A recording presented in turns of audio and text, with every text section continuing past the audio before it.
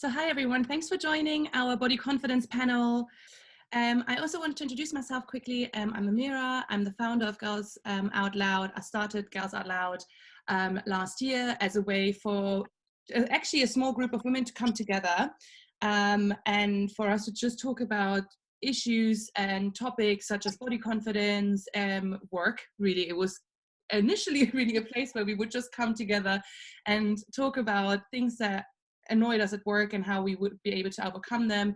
Then quickly just an intro on why I chose body confidence. So on this picture you can see Amaretto and myself.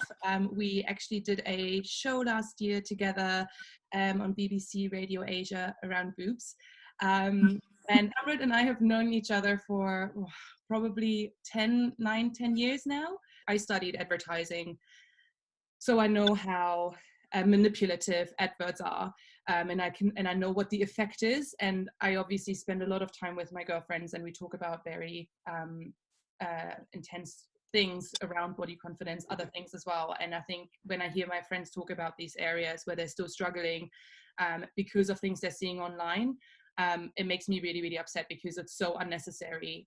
But unfortunately, there's still so much work that has to be done. Even if there is one Ashley Graham out there, she isn't. And you know, if there is a Jamila who's like trying to fight our corner out there, advertising and influencers now these days just are really spreading a lot of lies and a lot of wrong body images out there. So I'm gonna introduce you to your panel now. So I'm gonna hand over to Amrit to just introduce yourself and tell us a little bit about yourself. Hi guys, I'm Amrit. Can you all see me? We're all getting used to technology, and Amira's put in a lot of effort in all of this. So behind me you can see like love heart confetti, and it says Girls Out Loud, which is brilliant. So you've made it all seem very professional, even though we're sat, most of us, in our bedrooms or probably living rooms. But when I was younger, I kind of internalized how I look. So I've always been very tall. I've always been bigger than most girls. So I kind of internalized how I looked. And it's almost like, I don't know if anyone knows that film Shallow Hal with Jack Black, where the actress in there, her character, when she looks into a mirror or sees herself, she sees herself as a really glamorous, you know, thin, the ideal kind of beauty standards, and she sees herself in that way. And I always kind of I saw that film and I was like, oh my god, like that's how I need to see myself when I look into a mirror, and grew up kind of thinking like, this is me, I don't want to let my confidence be affected by the way I look. So I grew up with kind of having to tell myself that because of things that I'd heard. I'm Asian, I'm from a Punjabi background, so we'll talk more about this later when Amira asks questions. But so I kind of grew up thinking that being big, fat, you know, is not beautiful, and you know, no one's going to like me because of it. So I had to kind of talk myself up and tell myself that I'm not any of those things. I am beautiful, I'm worthy. So kind of never really had to second guess my confidence. And it was only till kind of a couple of years ago that I've been doing modelling now, that a lot of my social media, because I blog, I YouTube, obviously I'm on the radio and things like that, a lot of women would message me and say, oh, we love your confidence, you know, or I love how you dress and things like that. So fashion has always been something like an escapism for me. I love to dress up, like I'm sitting here, I've put some makeup on for the first time in this whole quarantine business, because it's something I enjoy. You know, we all want to feel beautiful and look nice and do all those things, and it's just something I have always enjoyed. I just never thought about it, but clearly if other women are inspired or feeling good about that, then I felt like I was doing something right. And when Yours Clothing is the people that I started first modelling with, they launched a competition, and they have them quite often, so if anyone is interested in that, please like check it out. They basically ask women like us from real life to kind of post pictures about themselves and enter the competition. And I made it through all the different circles and hoops and whatnot that you have to submit, and got shortlisted as one of the finalists for Yours Clothing. So yeah, that's kind of how I got into it, and since then I've never looked back. It's opened up so many different doors and opportunities for me. And also I'd like to say, just kind of given, you know, I think in the plus size industry we always hear about it, and often, you know, for me, I feel like I see a lot of white women and a lot of black women. Very rarely see women that look like me who are brown, from the Asian community. You know, yes, we do see some hijabi models, which is a great and brilliant thing, but I still don't see women that look like me who are on the bigger side, you know, who have big boobs, you know, who have a muffin top, who have big arms and stretch marks and spots and all of those different things, and curly hair. Like, that is something that I'm really passionate about seeing, because I grew up, you know, kind of only really looking at a few brown women in the media, which was like Connie Huck is one that I can name from Blue Peter. So, you know, and even then her ethnicity used to be really ambiguous, and we weren't sure, was she Asian, was she not? And as a young girl, you kind of grow up kind of looking up to these people and thinking, oh, you know, Samantha Mumba, she's not even Asian, but I used to think, because she's brown and slightly the same skin color as me, but oh, that's someone I, you know, aspire to. Yeah. So I think that's really important, and the things that I'm very, very passionate about. Bro, thanks, Amrit, because obviously those are the conversations that you and I had around not fitting into the things that we want to wear and not knowing how to dress up. And I definitely had those conversations with Amrit as well, because I've been saying to her how she's able to just go out and just dress up in a certain way and just be confident matching different items. And for me, definitely there is this point of where I don't go shopping at this point because I can't find anything. And you try, you know, I know from the conversations we had that you said you're actually trying to find different brands who at least promote the different body types that we potentially could fit into. Exactly. Yeah, definitely. I mean, like, so for me, obviously being a model, and I obviously work with some brands, and with social media, it's so easy to tag them and things like that. But then also there's the other side of it, where I often get like people saying, oh, you know, you'd be a great ambassador, and commenting underneath my pictures. A lot of the time that is spam, admittedly, but it's the fact that those brands are still out there trying to, you know, work with other people. But when I look at the brand that may have just commented under my picture, for example, I'll click on their page and see that it's all very thin, beautiful women, but, you know, there's no one there that looks like me. So that actually automatically makes me not want to contact that brand, because I feel, you know, that I might get an embarrassing email back, or, you know, have to then send them an embarrassing email to be like, oh, actually none of your clothes come in my size. And you just, you don't feel comfortable in that. And I know Amira and I once spoke on a podcast that she did with me around, and Amira, you straight up sort of asked me, and you were like, how do you have the confidence to wear a crop top? And now that is something that took me a long time to kind of build up, because as I was younger, obviously I would see a lot of my friends and things like, when you have a sleepover when you're younger and you stay at your friend's house and the next day you go into town, like that's sort of my sleepovers used to be.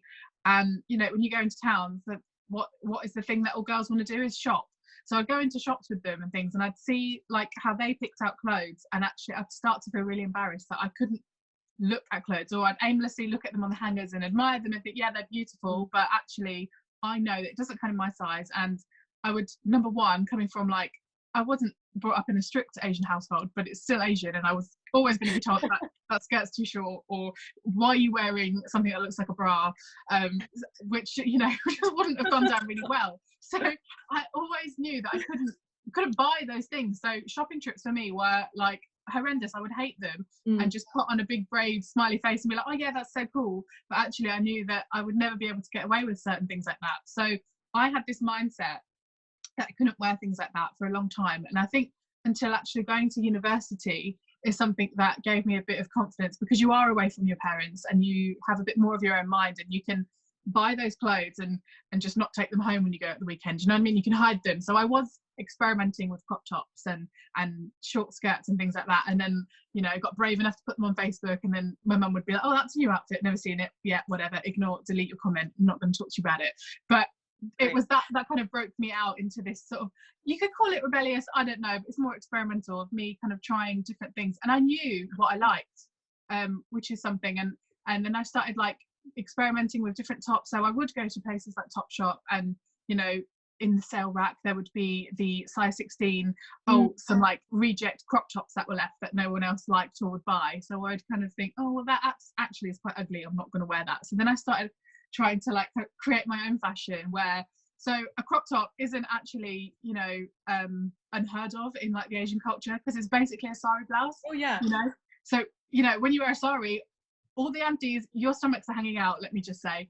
So I was like, you know, this isn't like an illegal item of clothing just because I'm Asian. So I started actually taking some of my mum's old like tops and things from like the Asian like wardrobe and just cutting them up even more and making them to my own taste and style. And I started wearing them at uni and got a bit more like kind of confident with how I wanted to wear things. Yeah. I think it's quite interesting, since you guys are talking about family quite a bit already anyway. It's just to go and take that journey back to where you were. And I think puberty specifically is like probably it is the most intense time of our lives, because we're hormonal and we're going through so many changes. So how did you feel? I think it'd be interesting to know from each of you, how did you feel going through puberty, and what do you think actually impacted the way you see yourself now? Into the, like, it's basically taking yourself through the journey of where were you when you were in puberty, and then where did you come out the other end essentially? Or do you still feel a little bit of your teenage self is struggling with the way you see yourself today? Who do you want to go first? Since you're on the big screen, you can go. Well, I kind of hoped I could go first, just because there was something that Jodie said and Surena that so firstly, like how I saw myself was, well, Jodie, you said had sisters, and I have a younger sister, and that's something where we have both always grown up on the bigger side, and actually when we were younger, because I think I was much taller, I was able to carry my weight and sort of hide it, disguise it a bit better compared to my sister. So a lot of the sort of the body shaming, the kind of stuff that we hear about in terms of like not being beautiful because you're big and things like that, my sister got a lot of that brunt, and I kind of grew up seeing that, and that's where a lot of my ideas around a body image came from seeing how people treated my sister and how that affected her confidence, because she was always a quieter child, quite homely, and I was like the bigger sister, so I was always like the gobby one and would speak for her and do things for her and then care for her like I was her mum, because we didn't talk about it. Like we knew it was happening, and it was almost like she would be too embarrassed to say it, and I would feel guilty and not want to talk about it to her, when, you know, if we were going out to a party or something, or especially an Asian event where we couldn't just buy outfits off a hanger, so we'd have to get them made, and then that was almost like a hassle for my mum to get them made, or my auntie who would make them, who, shout out to her, big up Marty Ravi, who never ever would say like, oh, it's because you're fat. She would just be really, really like tolerable and make it for us. Like I really love her for that. Amazing. And even she does that to this day. But like things like that, just it made us almost be like too shy and too worried to talk about it. So we all internalized what was going on and never spoke about kind of being fat or bigger. And then there was something that Surena said around she never really like worried about her weight and things until what her uncle has said, and then actually started worrying about, is that how she looked and felt, because that for me happened when you are going through puberty and obviously a bit hormonal, and all your friends are getting boyfriends and, you know, I wasn't. So for me that was like very double layered. So because I'm Asian, something we don't talk about at all, and I felt like, you know, I wasn't allowed a boyfriend. And then also because I was the only brown girl in my school growing up, I felt like, you know, no one fancies the brown girl. Is it because I'm brown? And I also, because I was bigger than all of my friends. So, you know, there's all these layers that like put onto it, and just a lot of the time I never ever spoke about it to anyone, because I didn't feel that anyone was going through it with me, and it was just too embarrassing to talk about. So by internalizing it, you kind of put all of this onto yourself, and I don't know, it really does can affect your mental health, like touch wood, and I'm very proud to say I think I've come out of it stronger and got a thicker skin because of it, and I have worked through those issues. But for a lot of people it stems more problems, and you know, that's something I wanted to talk about on the show that I was supposed to be on Sunday, which we can leave right now. No, we will get to some of those questions in a second. I felt like they didn't fit me, and you know, I used to feel like you just said about the size shaming, like I used to feel like terrible if I was going to buy a size 18 pair of jeans and things like that, like, you know, and that's a problem, partly because of the fashion industry and how we also like perceive it. So when I was younger, we keep going back to being young, but a lot of it stems from that. Like my like PE kit and school uniform, when we would change in the changing rooms, I would be terrified of people seeing that my jumper was large or something, so I'd cut labels out. And sometimes actually, I know I'm like I'm being really like confident, and I'm a plus size model now, but even sometimes now I will find myself cutting out a label my god, because in case someone sees it, and you know that shouldn't happen. It's really problematic. Like, why should it care? I think it's about feeling safe, like just feeling like, and you know, I don't think it matters what they look versus what you look. I think it's just the feeling that they give you, that you feel like I can be me, and I can try these things on, and I can see how I feel about it. And if I feel like really shit about it, then I'm not being judged, even though they might like, and no one else might even judge you. But even if you just thought that about someone, then they might not be the right friend to do that with. And I think that's maybe the important bit to take from that. Like, I've got a tip, like obviously like now none of us can shop because of coronavirus, and I personally like hate going physically shopping into a shop like that. I haven't got time for it. You know, I feel like it takes out a lot of like my busy lifestyle to go to a shop, because most of my clothing comes from supermarkets or online, honestly, like I'm not joking.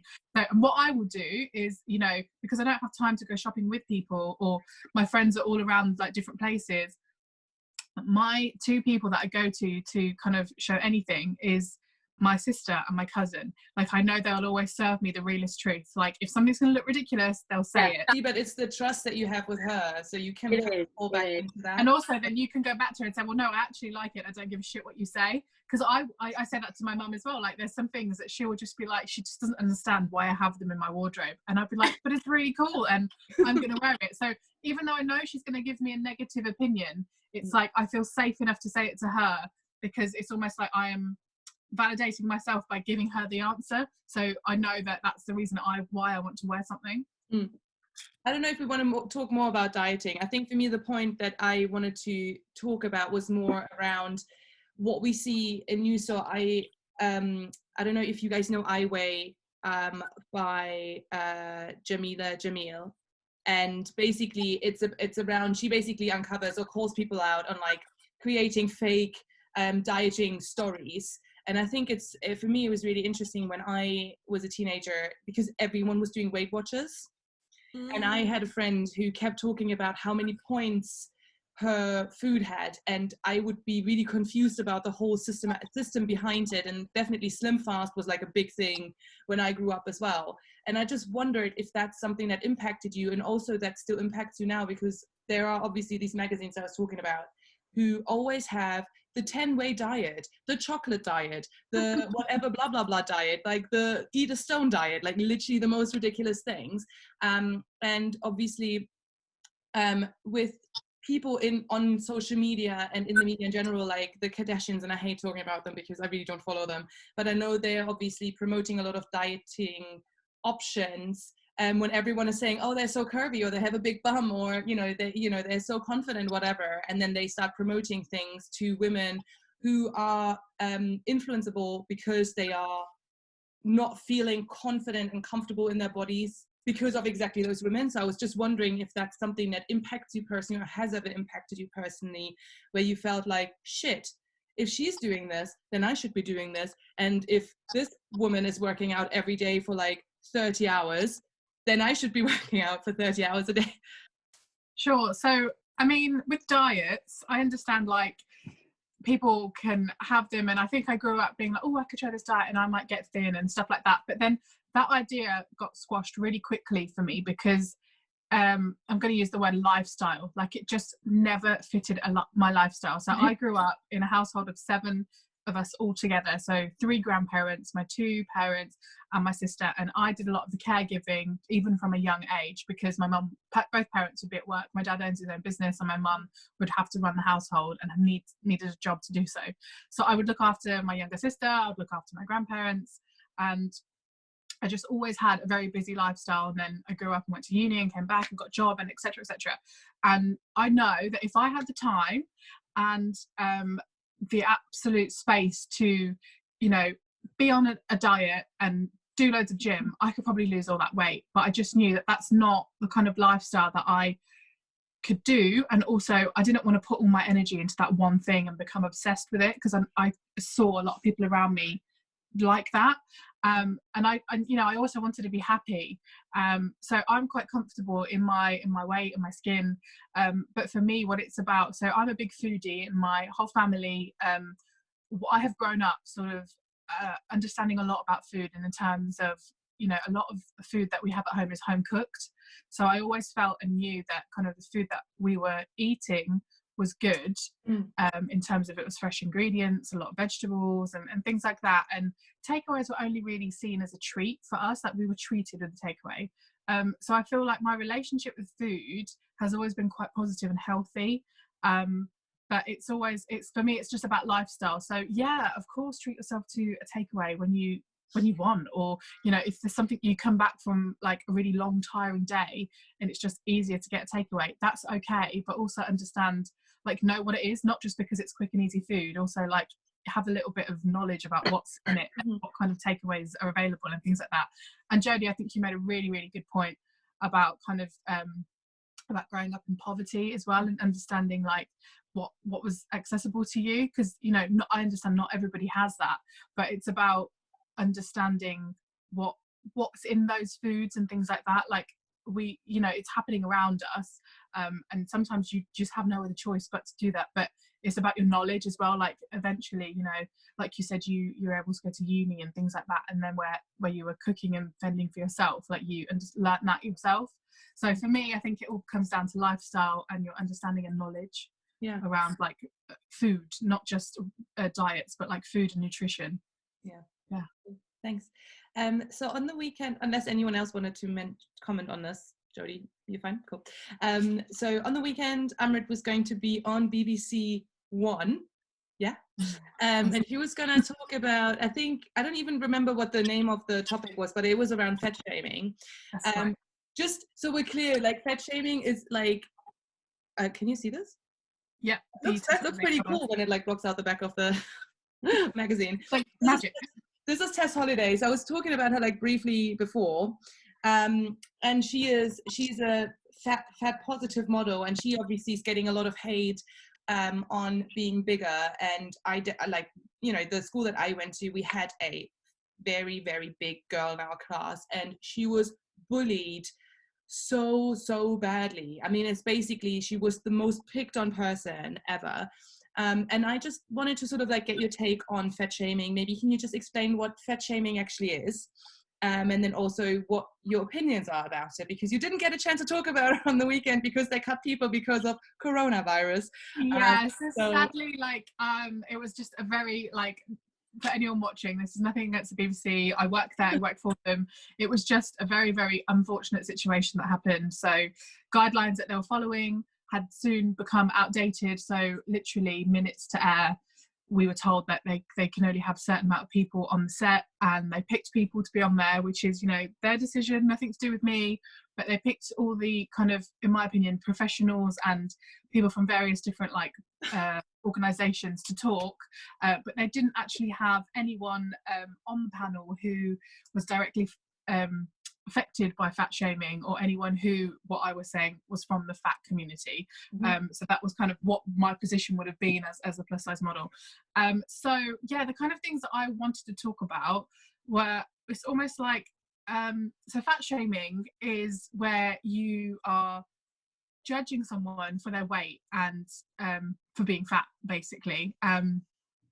And it just, even when you were just like talking about it, I was like getting a bit emotional, because it's something I have experienced, and it does exist in terms of the things that I grew up hearing as a young child, that being fat, and I grew up like thinking being fat makes you not respected, liked, or wanted in society, and no child should ever feel that, no person should ever feel that way, because everybody is valid, whether you are thin, spotty, ginger, black, white, anything. Like at the end of the day, it comes down to humanity. Like you are all valid and deserve to be here in a place and be respected. And sort of I grew up, and I don't think I've ever admitted it, and this is something I had thought about in my head that I was going to admit on live TV, that I grew up going to bed and praying before bed, dear God, do not make me fat. And no one should ever feel that way. And I used to think that it was such a horrendous thing in life if you were going to be fat, purely just because of my own experiences and what I'd seen. And I just thought that's horrible. And for someone to feel that way, is awful. And I understand there's the issue of obesity, but to kind of shame someone is really, really hurtful and disrespectful. And actually, put yourself in their shoes. And like you said, Amira, that girl at school who was bullied, it was really hurting me, because like, for someone to feel that they do not belong just because they're fat, or believe that they should be bullied or looked at in a certain way just because they're fat, is horrendous. Like, you wouldn't want that for anyone. So yeah, that's kind of how I feel about it. I just think it's a really hurtful thing, and I don't think we should judge people for that.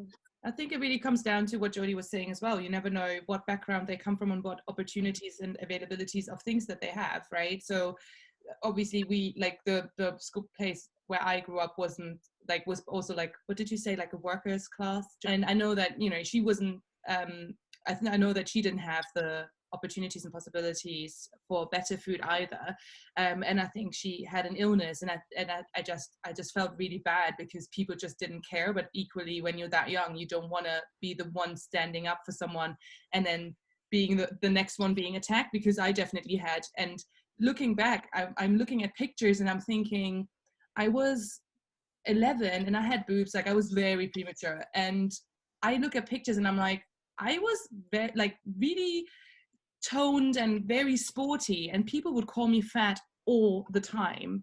And I think it's just really important to talk about this topic, because I think in society we're so quickly pointing fingers and saying, this person is fat, they don't care about their weight, they don't care about being healthy, they don't care about what people think about taking up more space, because people can be so mean about these things. But it's always, you never know actually what their background is. Maybe that, maybe they choose to be that way, and that's fine. And I think it's just being accepting of what each individual looks like, instead of just when they're already down, you shouldn't have to like kick them while they're on the ground already, because you don't know what they feel inside and how they're struggling themselves. Absolutely. And one thing I wanted to say on as well, to add to that, is because like when people are judged for being fat, or you think, oh, that's just a fat person, but actually, like, what else makes up that person apart from being fat? Like, they might be, that girl could have been the cleverest person in your class, or who. And something that I kind of feel that in my industry, in the media, is like, you are judged, you can be judged for your weight and how you look, not even just for being fat, just simply the way you look, or the ideal of what is pretty. But actually that person may have so much to give in terms of their skill set, their knowledge, and also just how they are as people. Like, you could be an absolute bitch and be thin, and but it's just like what makes you a better person for being thin or fat, because it's down to your personality and how you are in your human nature. Like, I think that's what I learned very quickly about my weight and how I looked. Like, actually, if you can just be a nice person at the end of the day, that you're already better than some other people who are not, regardless of what you look like. Yeah, great. I think one thing I would like from each of you is something that you could help someone who isn't as confident maybe right now, maybe something they could do or something they could say themselves. I have one task that I want to do at the end, but it'd be great to just get your input on what you think someone who's struggling or who's not being very nice and kind to themselves at the moment, what could they do?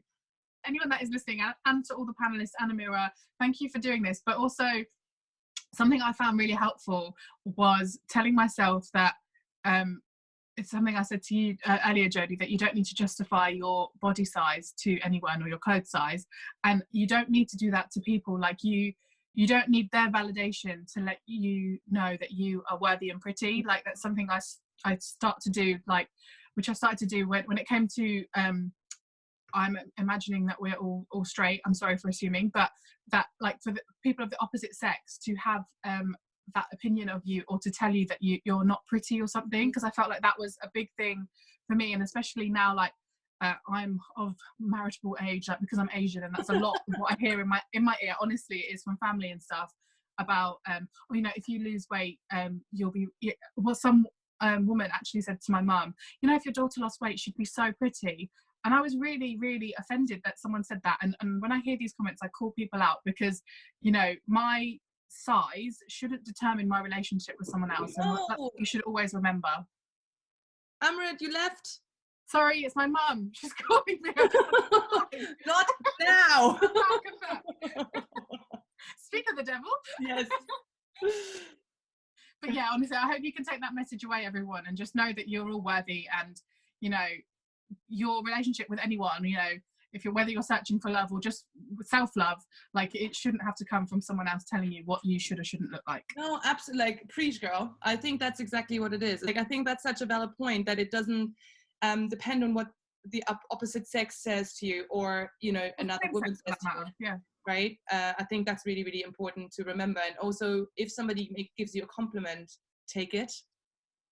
Fucking take it. Like, hear it and take it, because I know a lot of us, when we get compliments, we're not hearing it.